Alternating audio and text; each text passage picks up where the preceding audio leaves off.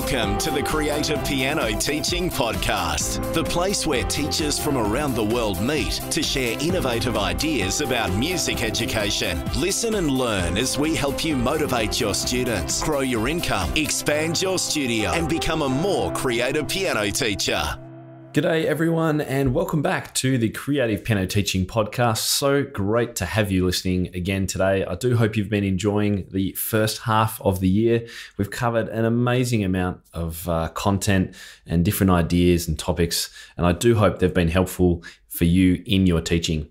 You're listening to episode number 98, and if you're one of my InnerCircle Piano Teaching community members, a special welcome to you.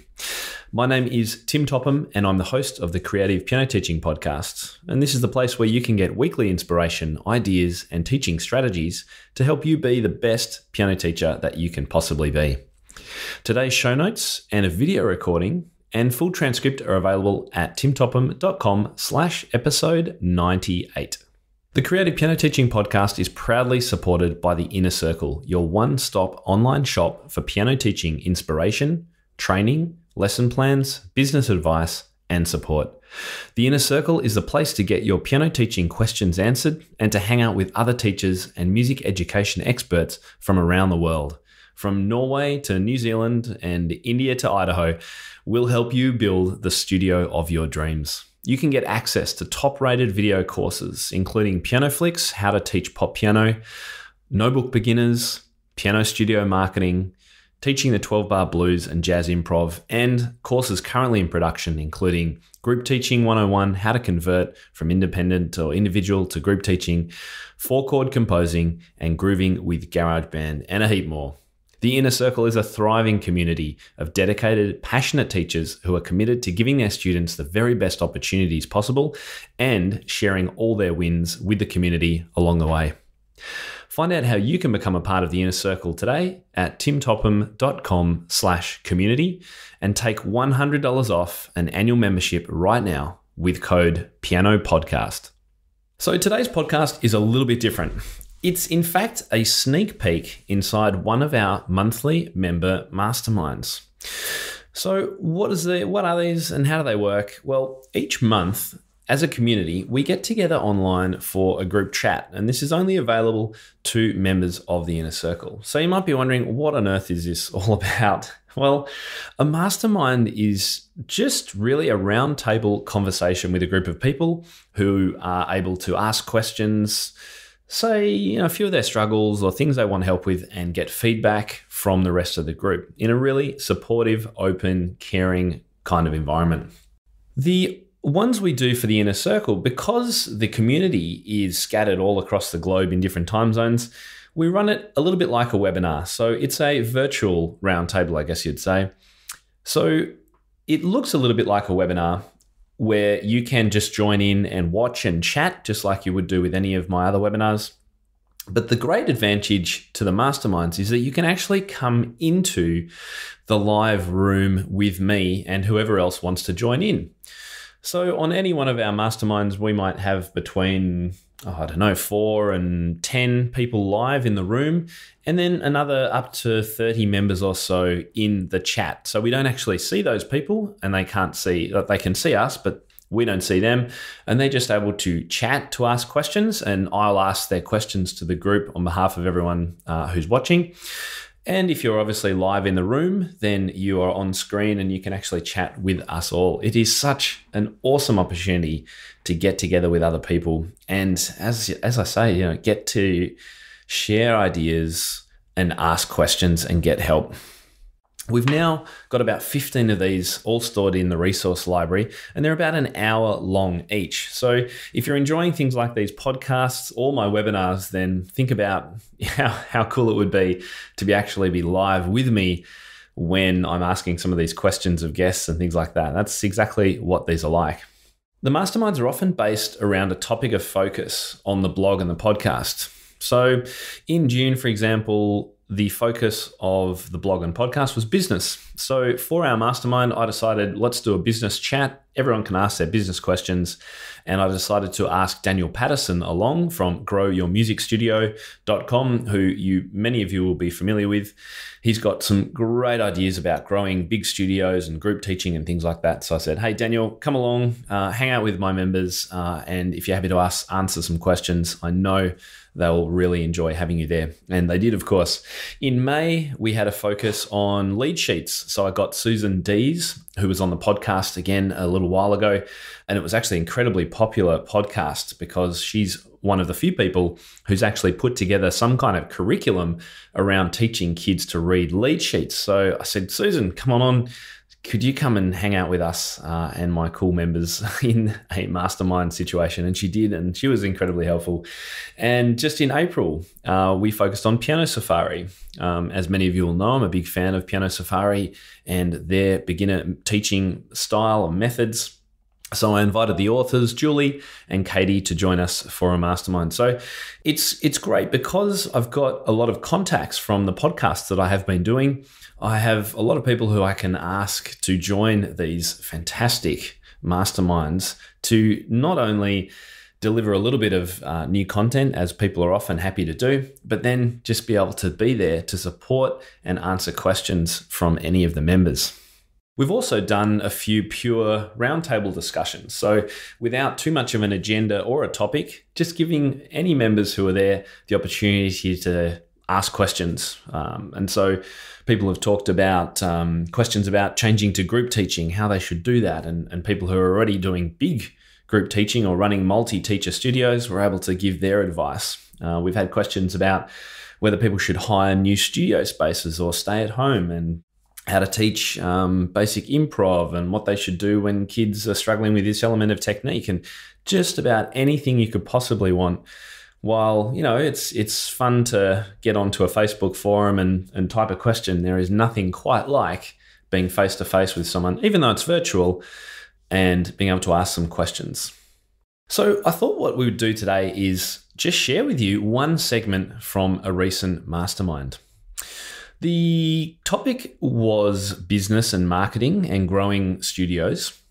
And in this conversation, you'll hear right at the beginning, we jump straight into a question from one of our members, Karen Lien, who's asking about ideas for promoting a new group teaching group teaching program that she's just started up. And she'd been working on this for a little while, and Karen she'd asked lots of questions in the forum and got lots of feedback, and had just decided to take the leap and offer this group teaching idea. And so you'll hear her asking right at the beginning about some ideas for promoting that course. And you'll hear a huge amount of discussion, some feedback, great ideas from, I think we had about 6 people live in the call at that point. So you'll get a chance to hear a number of different voices. And I'll come back to you after you've had a listen and let you know who was involved and the kinds of things that I think we could take away from it. And just to let you know too, if you'd prefer to watch, I'm actually going to include the video recording of this segment of this mastermind on the show notes page. So you can find that again at timtopham.com/episode 98. So here's the mastermind recording. Check it out. It's been incredible this year, and I've got so many new ideas, and everyone's been so encouraging. So I am very happy to announce that finally I got the courage to start really marketing my studio. And beginning next year, I will be offering a brand new group lesson for beginners, and I will be using Inner Musician program. Great, from Lindell. Yes, yeah. I'll be using that, and over the weekend, I just finally put together the flyer and ready to print thousands of them and distribute to local schools. And last Sunday, I got all the ads together to Facebook groups. Haven't really got lots of response. So I'm hoping that if any of you have advice on marketing, what channel, what format, or when's a good time to market, that will be great. I would really appreciate that. Yeah, Christmas time, everybody's busy. Good thing to get it in their faces now, but I'd repeat your marketing again after Christmas. And how would you do it, Linda? Well, I live in a small country town. I usually mailbox drop. I've found works well. The local buy swap and sell page on Facebook, the community pages, like we have lots of little tiny communities, a couple of hundred people. They all have community pages, so I advertise on those. And I put my thing up on the notice boards in town. We have 2 notice boards in town. So I put my flyer up on there.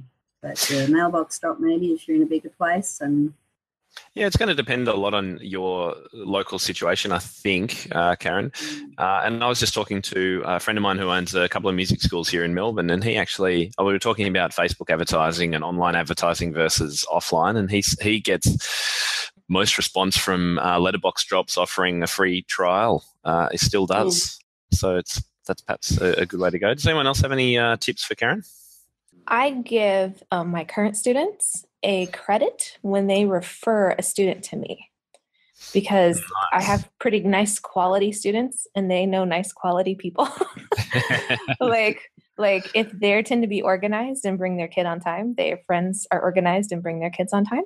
So that gives a nice kickback to my current students. Nice work. And it's fun. It's like a commission. Yeah. Yeah. Yeah. Great idea. Might that work for you, Karen, do you think? So how does the credit work?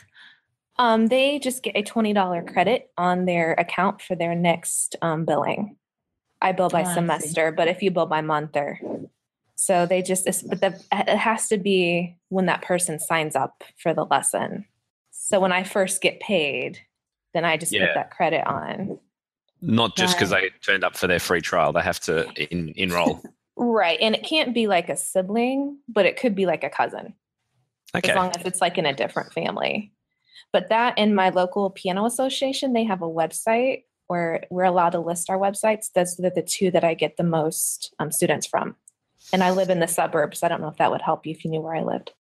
One thing that you might think about, Karen, is homeschool groups. I know for me, we have a big homeschool community in our area. And so like the Facebook homeschool groups, if you know somebody or whoever runs those pages, sometimes that's a nice way to get things going on during the day instead of after school. Right.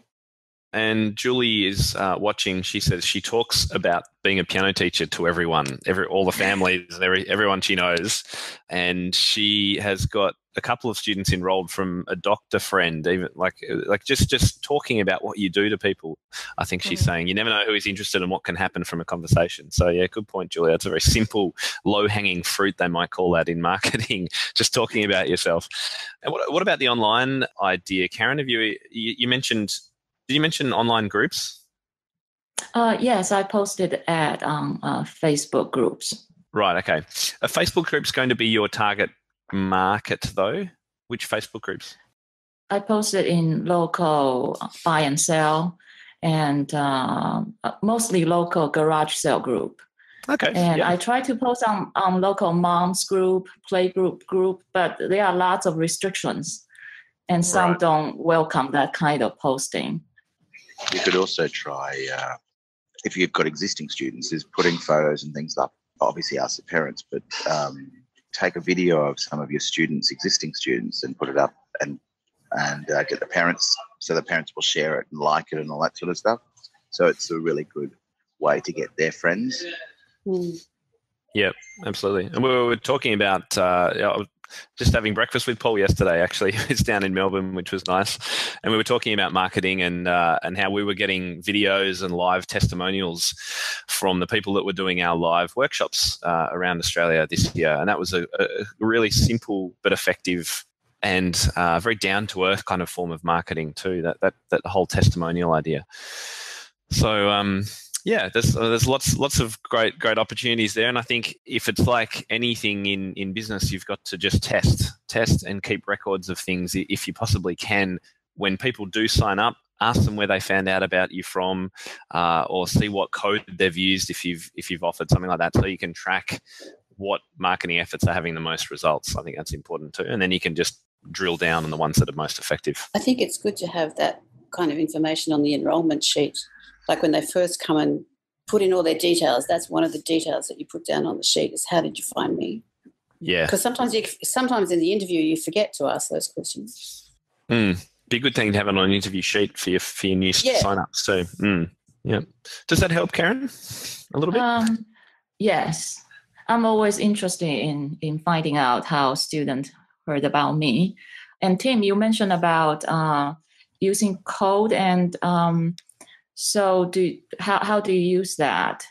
Oh, well, if you, let's say you handed out flyers, let's just take 2 streets near you. You give one set of flyers that have a code that says, I don't know, Xmas 1, Christmas 1, and the next street you give them a code that says Christmas 2, and that code, they have to enter that code to get their free lesson or something like that.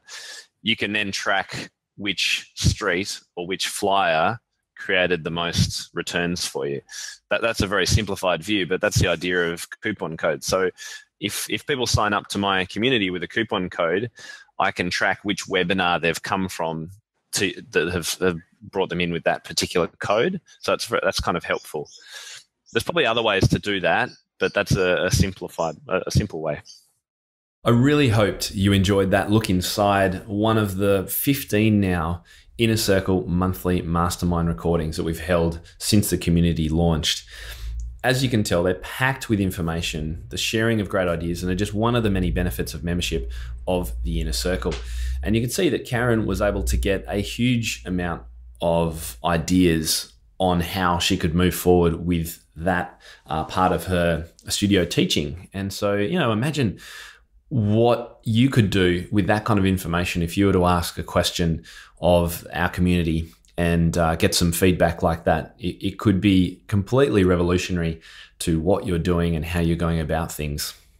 I also, I'm very aware that many of us are very isolated and we teach solo in our own studios and rarely get time to hang out with other piano teachers, except perhaps at an annual conference, if we're lucky enough to be able to afford it and have the time to get away.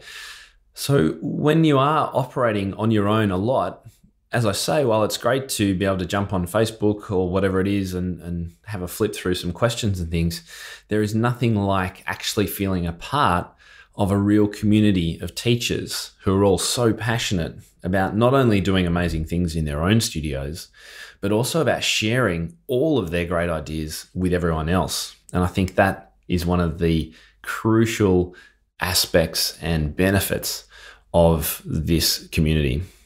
Now, keep in mind too that this mastermind was related to business on this occasion. It's not the only topic we talk about, and it's just one of the many chats and conversations that we've had in these monthly meetups online. And I hope you're able to sense the depth of feedback that you can get when you put a group of supportive and experienced teachers together who are so happy to share their ideas and thoughts. And on that, I would like to give a special thanks to Linda Irvin, Christy Dawson, Paul Myatt, Susan Head, and Amber Robinson for sharing their advice in this mastermind and being happy to be featured on the podcast. Thank you very much for your participation in the membership and all that you give to all our members. It's fantastic. Okay, so wrapping it up now, I do hope, as I say, you've enjoyed that little bit of a sneak peek, something a little bit different on the podcast. Next week, we welcome the wonderful Pamela Wedgwood to kick off August's theme of composing. As you'll know, if you've watched any of my repertoire rap videos on Facebook, and a little plug for those of you who haven't, and you're interested in finding out about cool new repertoire for your students, then I would check these out. You can also access them on my website. Just head to timtopham.com/rap. That's R-A-P, R if you're in the States, R-A-P. And that has been a great way for me to explore Pamela Wedgwood's music. And I've always been a fan of what she does for students. So in next week's podcast, she talks about how she inspires her students and how to make every opportunity in the studio one for creativity. So you're not going to want to miss that one. In August, the topic is composing, so we're going to be exploring lots of ideas around that topic and generally creating music at the piano. And I'll be sharing my own tricks and strategies around 4-chord composing, which is probably one of the things that I get asked to talk the most about at workshops and events, and certainly the thing that I get asked questions mostly about, because people have seen some of the ideas that I've had in YouTube videos and things about working particularly with teenagers and adults, but also with younger kids, on using chords as a basis for composition. And so I'm going to be talking lots more about that next time, and look forward to a live webinar on it with me at the piano doing some demonstration too. That's coming later in August. So can't wait to share all of that with you. Stay tuned next week, and I hope you enjoyed today's episode. Until next time, goodbye. Ladies and gentlemen, that will conclude this evening's entertainment. Oh, thank you. Thanks for listening to the Creative Piano Teaching Podcast. We'd love to help take your teaching to the next level as a member of our supportive community. Use the coupon Piano Podcast for $100 off an annual membership of Tim's InnerCircle today. To find out more, head to timtopham.com/community.